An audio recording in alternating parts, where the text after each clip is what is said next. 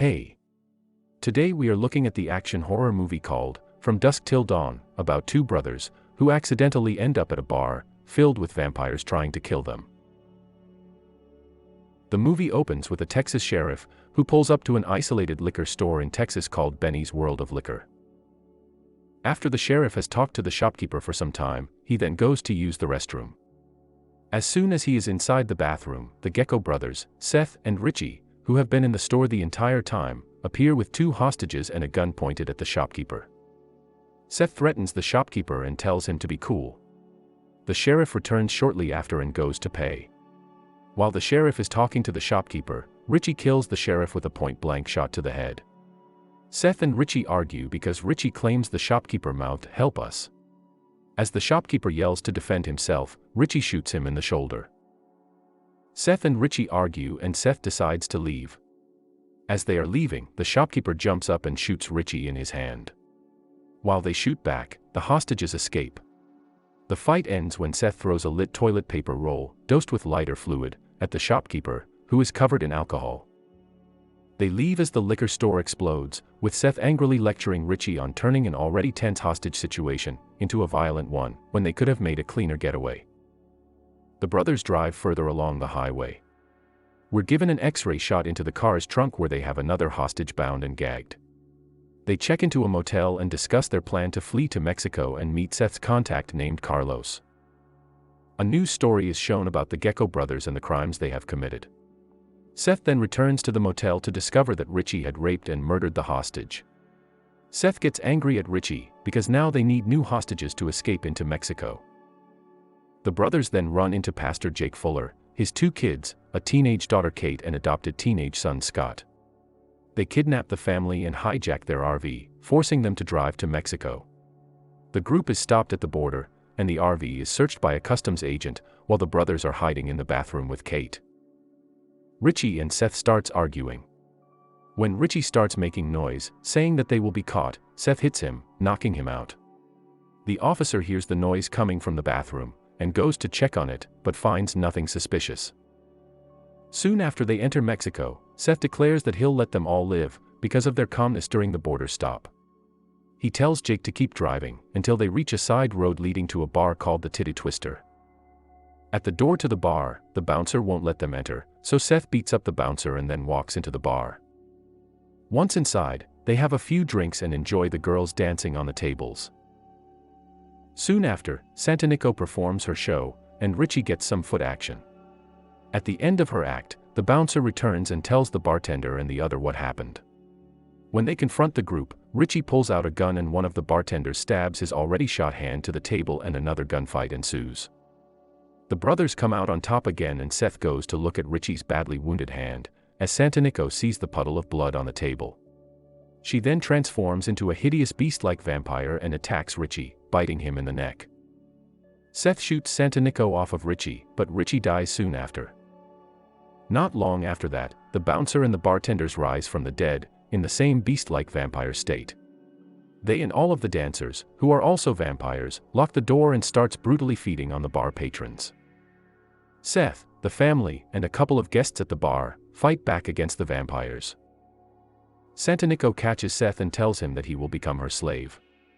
Seth then kills her, and helps the other guests at the bar kill almost all of the vampires. After this, all the dead vampires goes up in flames, and the remaining vampires still alive disappear in a flash. Seth goes to find his brother's body. Seth says his final farewells to his brother Richie, but before he can finish, Richie turns into a vampire as well, and attacks Seth, who manages to get away. They share a moment looking at each other and Seth then decides he must kill Richie. Seth begins to drink heavily, as the remaining group starts to hear noises from the bar. The group then realizes that the dead guests from the bar are also turning into vampires, and that they must fight them off as well. While killing the remaining vampires at the bar, one of the surviving guests is bitten in his arm, but decides to hide it from the others. The survivors regroup and plan on what to do next. While planning and arguing about what can and cannot kill vampires, the guy who was bitten begins to transform into a vampire. After having turned, he then sneaks up on the man talking and bites him in his neck. The vampire then moves on to Jake and manages to bite him in the arm as well. The guy who was bitten in the neck confronts the vampire and they begin to fight.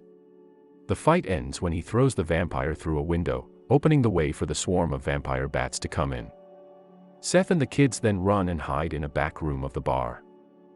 Jake bandages his arm and makes a cross out of a bat and a shotgun. He makes his way back to the remaining group, while being chased by the swarm of vampires, only holding them back because of the cross. Jake catches up with the group and they prepare to take a last stand against the remaining vampires. They search the room for weapons, and gets ready to fight the vampires. Before they go into battle, Jacob forces his children to swear that they will kill him when he turns into a vampire, or else he will do it himself right there. They split up and fight the vampires. During the battle, Seth confronts the guy from before and is almost killed, but is saved at the last minutes by Kate. While Jake is fighting the vampires, he suddenly turns into a vampire himself, and attacks his son Scott, biting him in the neck. Scott then kills his father with holy water, and is swarmed by vampires, who tear him apart. He then begs his sister Kate to kill him. Eventually she shoots him, which results in a small blast, killing the vampires around him. Now only Seth and Kate remain to fight off the vampires. They are completely outnumbered, and all seems lost, when suddenly rays of sunlight starts coming through cracks in the building, which hurts the vampires.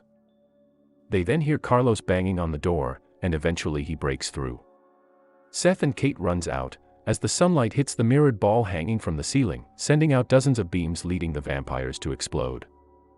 Outside, Seth finds Carlos and immediately punches him, yelling that the place was full of deadly vampires and that Kate's family was killed. Carlos is mostly unfazed, but admits he had never been to the bar, and just thought it looked like a good place to meet. Seth and Carlos negotiate a deal for the money, and Carlos gives Seth a sports car. Seth gives Kate several wads of cash, and Kate asks if he wants some company in El Rey. But Seth tells Kate to go home, and then drives off with Carlos and his crew. The camera then zooms out to reveal that the bar is actually the top portion of a very large ancient Aztec ziggurat. Before we end, here's an interesting bonus fact from the movie. Salma Hayek, who plays Santanico in the movie, actually has a fear of snakes, and had always refused to be near them. So in order to perform the snake scene, she spent 2 months with therapists to overcome the fear of snakes.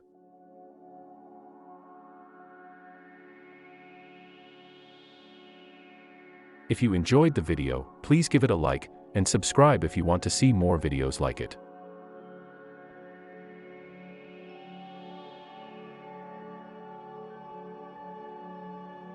Please subscribe, whatever.